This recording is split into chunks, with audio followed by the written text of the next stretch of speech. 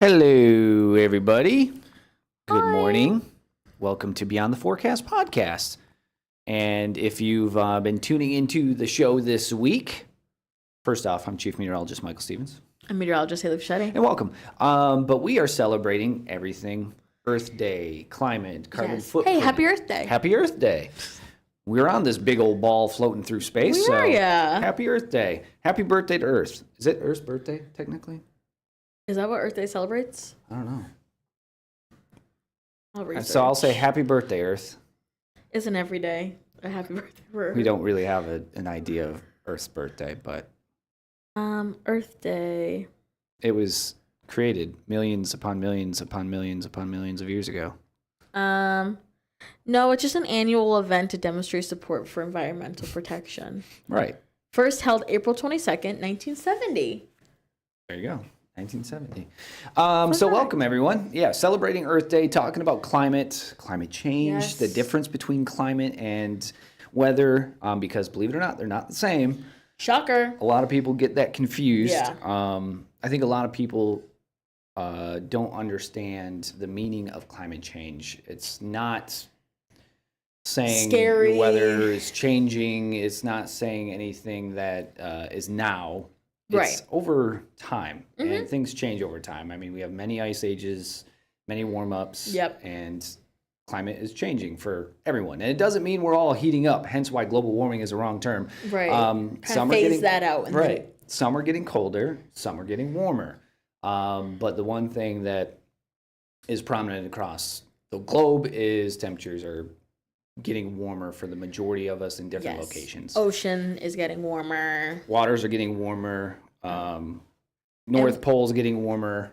South Pole might have more landmass now, but you know what? It is continuing to be on the warmer side. Right.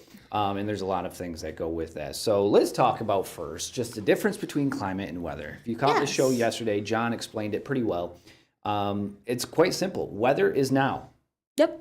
Right When here, we're right now. When we're forecasting for you, weather is what we are seeing now. Yep. Climate is weather over hundreds of years. Data. I like to think of it as the history. Yeah. The history of weather, kind History of weather. It's pinpoint a day and you say what temperature happened in 1970 of April 22nd, Yep. the first Earth Day. And that's the climate. That's the data. And the data and science is really, I mean, hard, it's cut in stone. You can't deny it. Right. Things are getting warmer. Now, there are some facets to that you might say, well, you know, we didn't have nearly as many recording stations. True, we didn't. Fair enough. 100 years ago. Yeah. We got more recording stations as technology got better, and we have more data points. But one thing that is for sure, as you know, the age-old question: do humans create climate change? Have we been? That's a scary question to That one ask, is always the Michael. controversial one, and science tends to point to yes, because Yes. the more bodies we have, the more we've been driving, putting more CO2 Yeah, in the it's air. Like the amount of things that have been put into the atmosphere correct. has doubled, tripled, quadrupled with more population. You So can- you can't say that we haven't, but you can't say per 100% we are Exactly. the cause. And I think one of the ways I took a climate statistics class in college. They show it. A great example is during the Industrial Revolution Right. over in Europe when the textiles and all the big buildings and the smokes and stuff were starting to increase. You can actually see on the map a little increase in temperatures warming as the Industrial Revolution started. And that's kind of your pinpoint of this is where humans maybe might have started to impact a little bit more than they Right. might have beforehand. And not just because we've been evolving and we've been creating. And we're also on the back end trying to create to help the climate as well. So Right. it's a little bit of a mixture of both. We've heard it, but we've also trying to make it better as well. So humans are helping both ways. We are. And the thing that I always kind of come back to is look at the history of everything that has happened with man and our scientific evolutions. You know, obviously, like you mentioned, the Industrial Revolution. You start getting to the combustion engine. You Right. start looking at all the baby boomers that got their license and started driving. And then as we continue down the road, population continues to grow. Yeah. everyone's driving, you're putting a lot of that in the ozone and the Yep. oxygen, and It has to go somewhere. there's undisputable evidence that that is a hand in it. You know, a lot of people will say, well, what about this? Well, look when we weren't driving during COVID. Yeah. And the ozone kind of healed itself. Yeah, true. There Yeah. was millions upon millions upon millions of people not driving on a daily basis. And it was like, whoa, check this out. The holes started to kind of fill themselves back Reform. in. Yeah. And Mother Nature, again, always has ways of kind of balancing the ship. I always Right. We mention talked this. about that last week of Right. And if there's always going to right it wrong. And something we would always ask too, if humans are maybe helping the progression of something that right. we're already going to see. We're kind of just fastening up the pace of what the Earth was already planning on doing. Right, exactly. And that's another thing that a lot of people will say is like, oh, but we've gone through a lot of ice ages and we've gone through a lot of warm-ups. We have, and we are Yeah. clearly going through a warm-up, Right. but we're expediting Exactly. the warm-up. And, you know, that's the question of how long, what's it going to do, what are we seeing? Now, you can point to a lot of this and say, hey, look at this. Red algae blooms, blue and green algae blooms. Yes, Mother Nature does that on their own sometimes. Right. You know, obviously no winter. So if the lakes stay warmer and we have a lot of sunshine, we have warmer temperatures, that's going to help give green and blue algae blooms Correct. to the Yeah. Great Lakes. And that is something that impacts the ecosystem in the Great Lakes quite a bit, not Yeah. only with fish and species that live in the water, but also for humans. Right. You can't really swim in that. It's not good for you. No. So you take a look at things like Lake Erie and Saginaw Bay, and a lot of these bays that over the years have been the spots that tend to see those algae blooms. And yeah, they're not in the best shape. But Mother Nature will find a way to correct that down the course. But the problem is, why is this happening so fast? That is Yes. always the giant question, is why is that happening so fast? I agree. Electric vehicles are not the answer. They're a solution, short-term solution for some people. You know, there's a double-edged sword to everything.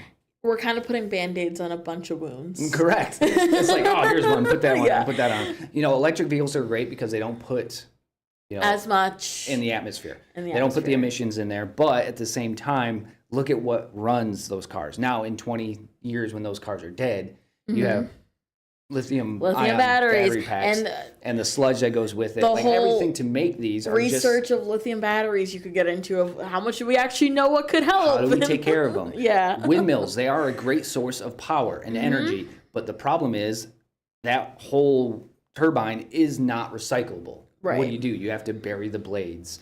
You have to do the motor case. You have to bury the motor casing. There's things that you have to bury. So there's never a 100% way of doing it on a Right. mass scale. Yes, on a small scale, there's a 100% way of doing it. 100%. Mass scale, it is just not feasible. No. The number one source of free energy for us on this world is that big old ball in the sky Hey, that we see from son. time to time. Right. So that is kind of how I want to break climate change down. And Yeah. climate in general is there's many different facets to this. We are not saying, hey, this is the way to go. This is the number one thing. No.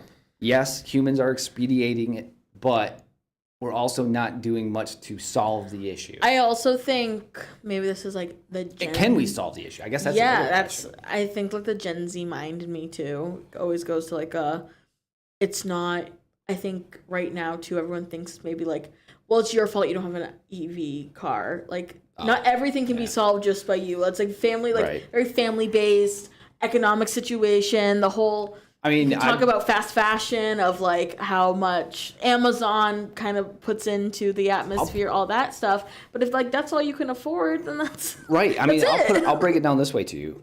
For me, I've been struggling over the last few months of I need a vehicle. We're Mm-hmm. moving to Traverse City. I am now going to have to commute for the first time in my life right. over 30 miles. So, like we're going 50 miles to work every day Mm-hmm. here shortly. And I was like, well, I don't want to use my Jeep. It's a gas sucker. I've Right. never budgeted for gas before because I drive 3 miles to work every day. And if I'm taking a trip, oh well, paying for gas. Whatever. Mm-hmm. Yeah. You're So kind I of look for it. into EVs, and yeah, EVs are in a good spot right now. But you know what? For an everyday driver, like there's great things. Consumers can set you up with a charger at home. I think they have like $1,000 rebate. You Right. get a charger, you plug it in, they'll give you $1,000, up to $1,000, something like that. So I can charge it at home at night, not an issue. There's chargers up in Traverse City where we'll park. Right. You know, and it's small drain or small trickle chargers. And then if we're going on a trip or whatever, I can get up to 300 miles or whatever charge. It's not bad. It's not the best, but No. you know, that was a con for me because if I want to take a trip somewhere, I'm gonna have to stop for Yeah, you 20 minutes instead to of charge. a quick 5-minute Right. gas stop. And to be fair, that's not a huge issue with me. No. But the issue is I don't think EVs are where we are just yet. And the reason being is because one, the range just isn't there. Two, they are expensive. yeah. Hybrid, I believe, for me, is the option. Now, I'm not saying this is the option or the right solution for That's what I think. everybody it's is trained different. household to household, Right. depending. If you on live in where Detroit and you do city driving, that is going to be a great thing for you. Yeah. For me, hybrid is the way to go because one, I'm going to get way more gas mileage, and two, I'm using that electric but also gas, so I'm going to get 500, 600 miles a gallon. Which is So, crazy. Way Yeah. better, or 500, 600 miles a full- tank. yeah. Which is way better than 300 miles sit and charge. Right. Or if, you know, I forget to charge up, I have to You're go kind of somewhere. getting the best of both worlds. Right. And so I was looking at it, and hybrid vehicles are cheap compared they to EVs. So I think that's kind of my option and probably a lot of people's options in northern Michigan. We're very rural. Yes, we do have charging stations Yeah, and they spots, just said but have chargers here in Sault Ste. Marie. They are getting more popular. yeah, they are getting more popular. If you look in the UP is one spot that I had kind of my worry with You're it like, where is this? because And I remember us looking at the US2, map. yeah, and there's, you know, Marquette to Sault Ste. Marie's fine, but like there's not many fast chargers throughout the UP. And I take a Right. trip every year to the UP, so I was like, that's kind of, and I'm in Gwynn, which is in the middle of Right. central UP, which is kind of like middle of nowhere. So I was like, that just doesn't work for me. But I was looking, and this is not a plug to Ford by any means, but the Ford Maverick is a truck, small compact truck, hybrid engine, all-wheel drive. It checks all the boxes that I need to check. You would get a card called the Maverick. And it's 30, and it starts at about 27,000. Not bad at all. No, brand new starts at 27. So I was like, that is manageable. EVs start brand new around 40, 45, 50. A new vehicle anymore starts average of 48. Yeah, everything is. So yeah. it's, you know, when you have these decisions to make, it's tough for me to go, oh, I don't want to help the earth. I do want to help the earth, but that Right. is not the answer of helping the earth. Exactly. It's a solution for you that can be a very small carbon footprint in helping the earth. Exactly. We have a lot of other things that can help the earth much more. Trees. Trees can be a Trees. huge Plant help a to Earth. tree. Yeah, plant a tree. Plant a garden. That thing- Get bees. Those millions of things in our backyard that a lot of people might say, oh, you know what? It's a tree. Big deal. That's your lungs. That's your Yeah. filter. That is what really helps the world out. Mm-hmm. So before you say, well, let's cut down acres upon acres upon acres of trees. No, yes, wait. Stop. might not seem like a huge deal, but Right. that is one, you know, thing that we have to look to. It's to kind help. of So that's why, you know, tree diseases are a huge deal. We don't want to lose those. You don't want to lose your lungs. And that's why, kind of making it a full circle of climate change, when we talk about warming up and everything, and we are seeing more just an increase of warmer temperatures, it starts to wake up a little bit more of the bacteria, waking up invasive species, which Right. is why we get nervous when we talk about invasive species, because that's could impact your trees, your Yep. bushes, your gardens, Mhm. algae blooms, all that. Those are all invasive that as we get warmer, you're going to start seeing. It's kind of like when everyone gets sick when we start to get warm again in Right. the season. I always call it the season change sickness, because all the bacteria are waking up and now everyone's getting sick again. And that's one thing with Four Seasons, right? I mean, Yeah. you tend to see that. But let's continue on the path of climate change. Yeah, The warmer you get, you start helping certain species out that exactly. weren't They in your feed area off before. most bacteria, most viruses, most everything when it comes to climate change feed off of warmth. Right. We talk about And we're thunderstorms. warmer We than talk before. about everything. Everything feeds off of warmth in our atmosphere, and we're just seeing warmer conditions. You are. And that's an undeniable dispute. Yeah. You look at the global temperature charts or what the The climate stripes. The climate stripes. Yeah. The color stripes. And yes, we are much warmer than we were 150 years ago. Which, yes, Earth warms up, goes in warm phases and cold phases. Ebbs and flows, yeah. The problem is it's getting farther north. So you're seeing those warm lines much warmer because the majority of the globe is much warmer than it was 150 years ago. Right. That is climate. It's the data is saying, hey, you were much The warmer point now. we were here 50 years ago is now higher than where we are now. And now that's when you start asking questions of why. But when you start asking questions of why, you start seeing that, yeah, you're now warmer at this longitude. And this is, I can attest to this, and it is no secret. Northern Michigan, you're seeing the warm line get farther 100%, north. yeah. And that is opening the door to certain species that weren't here before. Yeah. Oh, hey, this is warmer now. I can thrive in this area. Exactly. Oh, there's a bunch of stuff for me to thrive on. Changes our climate, our bioclimate. Right. Now, those are two different things. We have the biodiversity climate, and we Yep. have, obviously, climate in the atmosphere climate. That's kind of what weather, long-term periods, that's our climate. But then when you talk about the climate outside, what people thrive in or what plants or animals thrive in, that helps it too. Yep, it does. And so you have to think about that on the flip side. Yeah.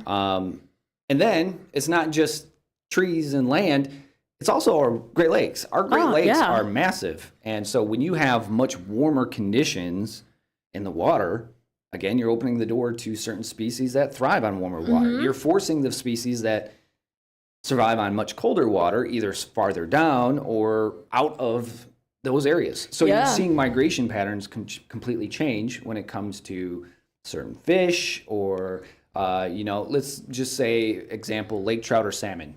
If the waters are warmer, they're not getting that signal, hey, I need to go to this river and spawn. Right. Or they're like, oh, I'm going to go spend my time over here. And they're just starting to move. You're seeing them either deep dive or you're seeing them getting confused and not going to the certain spots at the right time. Right. Now, granted, that's not a new thing, No. but it's becoming a new thing because every season's becoming just a little bit warmer. It's you can see it with the bird migrations, them not getting the hint to leave northern Michigan going north. sooner yet, because when we're staying warm all the way until mid-October, Right. why would the birds leave? They're feeling comfortable. They're like, this is great. This is is September. This is great. They're not getting the signal that they normally get to head down south. And you can see that. And even some birds thrive off of even warmer temperatures. And as the Gulf gets warmer, they're like, wait, no, I want to hang out here more. So we're not seeing those birds come back sooner until we get to those more tropically temperatures. And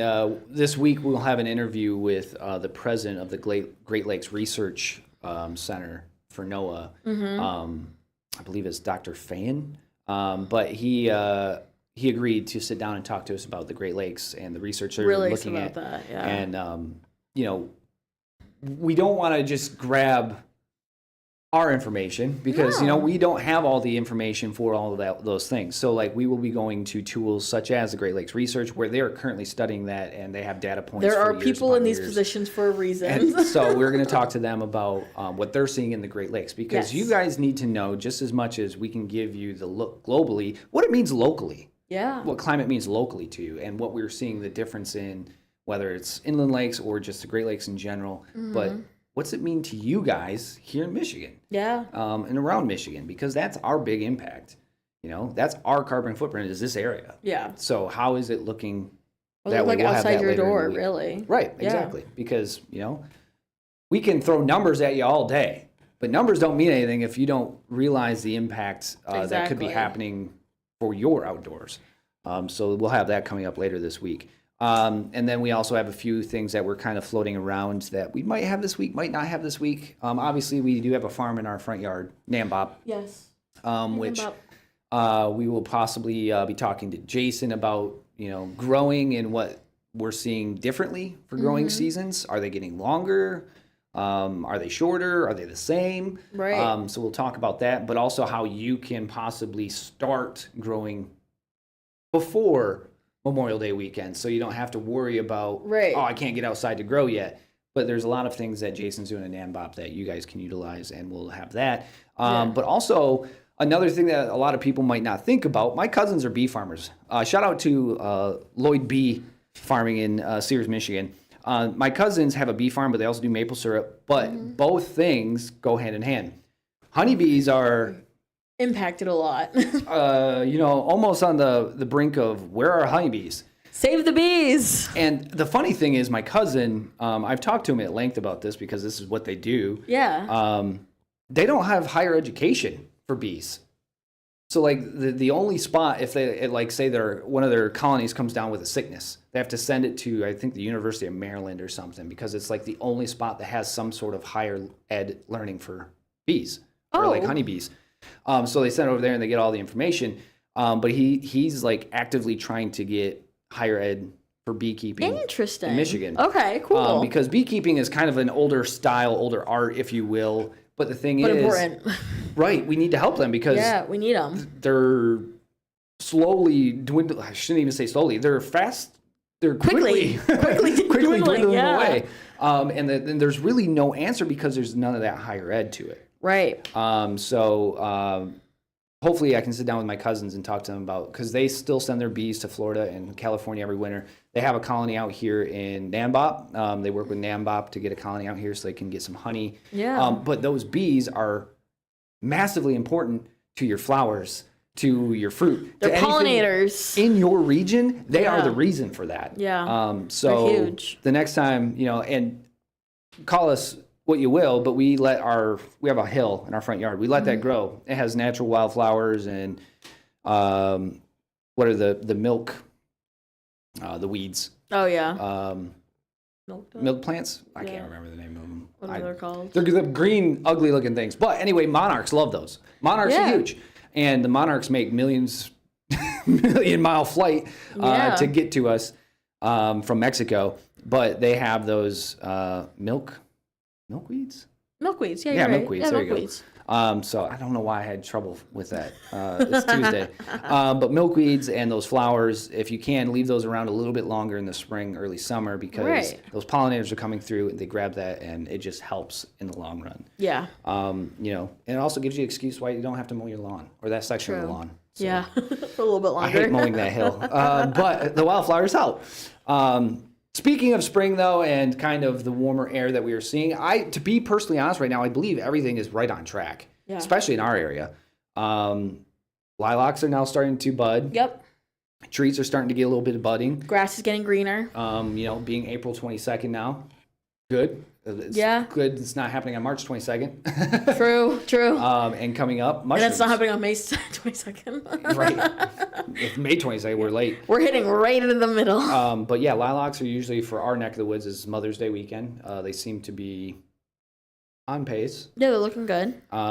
Mushroom season's coming up for all those morel hunters.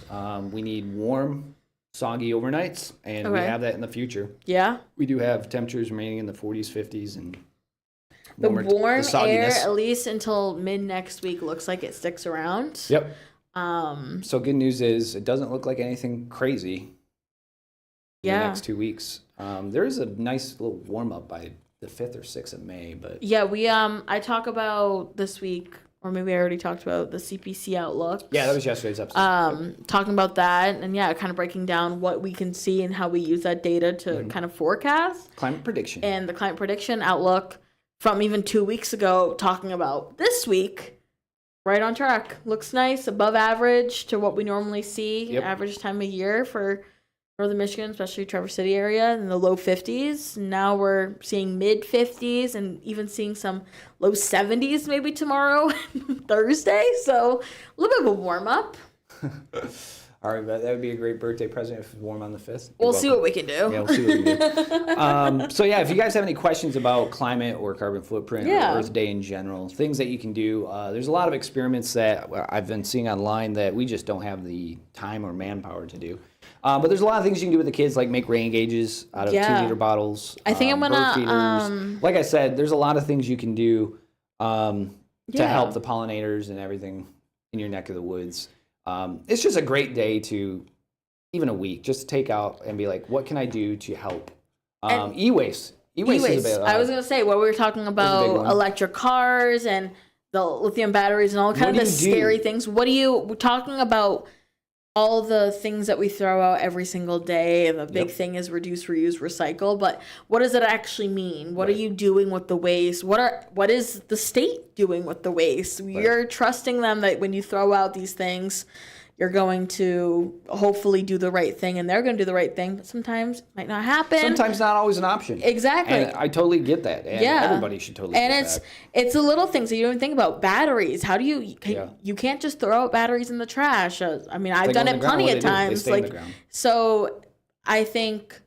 Oh, sorry, I'm doing both. According to someone, yeah, a lot of rain moving in past couple days too. But Mm-hmm. yeah, I have an interview tomorrow to talk about e-waste. It's from the state of Michigan, e-waste specialist I'm talking to. So Very nice. going to deep dive into that a little bit of as the we thing see is, the increase of EVs. How many people out there, physically raise your hand, how many people out there have that box of cords from 1990 or 2000 that just sits in the corner? I have like several of them. Yeah. Old Under cell my bed, phones, yep. old cameras, old things that computer your dad would parts. always say, "Hey, don't throw that out." Don't throw that out. I might need that. Yeah. But old cords, like all of that stuff is items that can't be broken down. You throw them in No. the ground, they're just going to sit there and possibly pollute the ground. Exactly. So there are e-waste, and yes, they do have days, especially like Earth Days, where you can go and take that in, and it's usually cost free. Right. E-waste costs money to break down, much more so than normal recycling. Exactly. Boxes, glass, those things that a lot of communities have now implemented in your waste. So like I know in Cadillac, 10 years ago, they started doing recycling with Mrs. Green, I think it is. But the city said, hey, we're taking this seriously, put your boxes and stuff. Like not everything that you would think is recyclable. Right. Like the plastic bags or certain green glass or something like that. There's Yeah. certain things that you can't recycle. But for the most part, we're getting an option now where we can recycle, which is Yeah. great. Great step forward. We're not all doing this 100% at the same time. No. But as long as we have the choices to get a little bit greener, a little bit better, that's a good step forward. When it comes to spring cleaning, a lot of us E-waste we is do still stuff. on that step of we're not there yet, but there's options. You do have to Yes. search them out, but Yes, there are options. 100%. And yeah, that's what we're gonna deep dive tomorrow when I interview. I can't remember his name right now. Sorry, sir. Kevin? But no. Can't remember.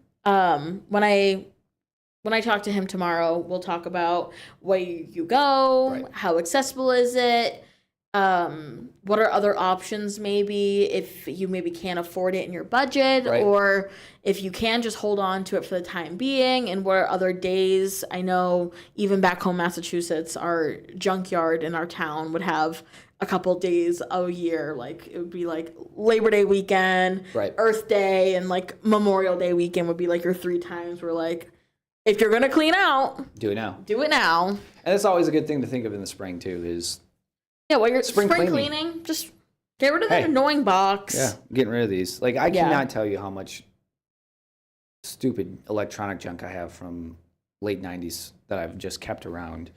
It's like Yeah. old wireless headsets that like have it's just dumb. Yeah, I have. I have so much crap that my wife's like, yeah, you need to take care of that. I will. I like trust me, I'm a procrastinator when it Well, comes it's just to like this stuff. it's computer screens. It's everything. Oh, it's like everything. you can't- TVs. TVs. What do you do with a TV? Hmm? What do you do with the TV? But, I mean, growing up, you just threw it in the Yeah, trash, yeah. or you sat on the side of the corner. Hope Somebody someone come pick get it up. Same with I don't know how furniture works anymore, but I gotta imagine furniture the same way. Like those Pretty much, things yeah. that they couldn't pick up because they're too heavy. Like Yeah. there are weight limits to your trash, guys. Like there's only so much that you can put out there.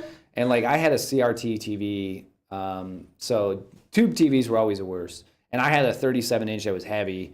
And to be fair, the reason I had it was because all the old consoles I have for video games, they only work on CRT TVs. Right.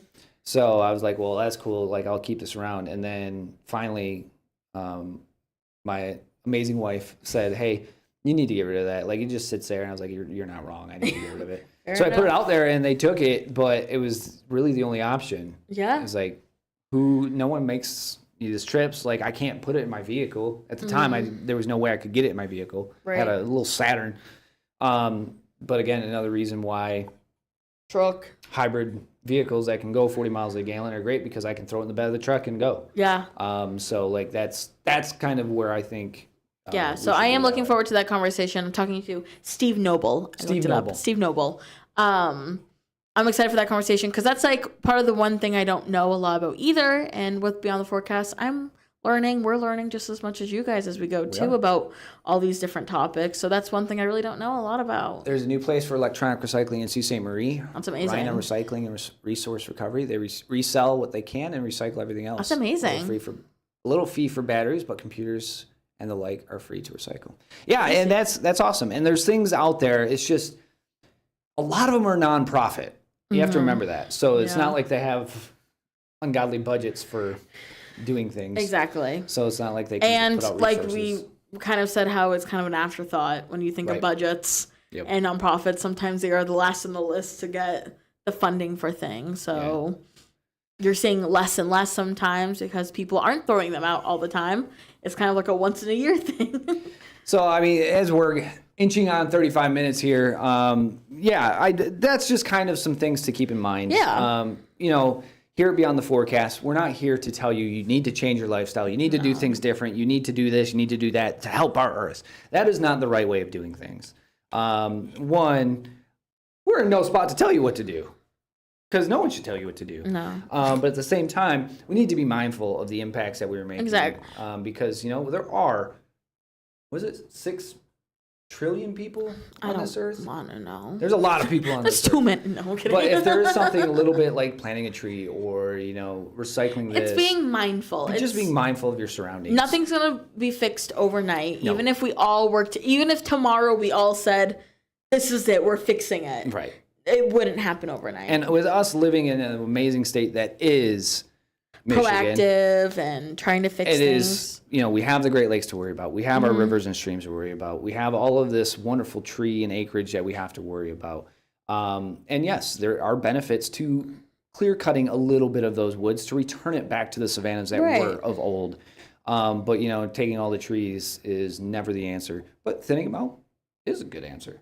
There's many things that you can do that isn't bad. Right. We're never here to tell you everything's bad because it's not. There are pros and cons to everything. Just make sure the pros outweigh the cons. Exactly. And Just being mindful. it's right for your situation. Yeah, exactly. Being right for your household, right for your family and your friends and your area. Right. But just being mindful of the earth and the impacts it might have, and that climate change is happening. And It is.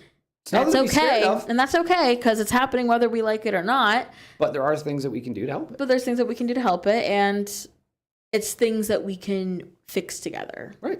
100%. So I feel like we're like a Friends for Change Disney Friends for channel. Change. There's several things, and once you start researching and make sure it's right for you and your situation, Right. make sure it's what you want to do. Exactly. Because, like we said before, EVs aren't for everybody. No. They're not right for my situation, not right for her situation. No. And they're not right for much of Northern Michigan's situation. Why? Because we have drives. They're not right for my financial situation. They're not. Even worse. With all that being said, thank you guys for joining us today for our climate talk. You'll have more on Beyond the Forecast this week about things that deal with climate, weather, science, but also everything that impacts you and This your is really, I surroundings. feel like, our first week of like all the above. Right. Like we're hitting it all: weather, climate, There's a lot of science, stuff. environment, Yeah. 'Cause Earth, man.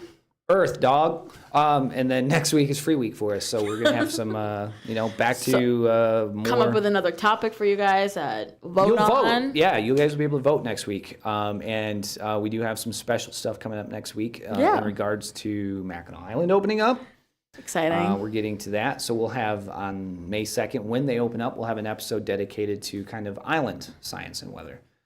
So you can kind of see the differences between living in Cadillac or landlocked area that you might be in. Living on the island. Living on island, because there is a difference. There is a There's big a big, difference. big difference. Yes. So appreciate you all being here for today for episode Yes, thank you. 5. I think 5. I podcast? think 5. We both think 5, so Yeah, let's we go think with 5. We'll go with 5. Okay. But appreciate you all being here. I'm Yes, Chief thank you. Meteorologist Michael Stevens. I'm meteorologist Haley Fischetti. Thank you guys for being here. Appreciate you all, and we'll see you guys next week and also on Beyond the Forecast.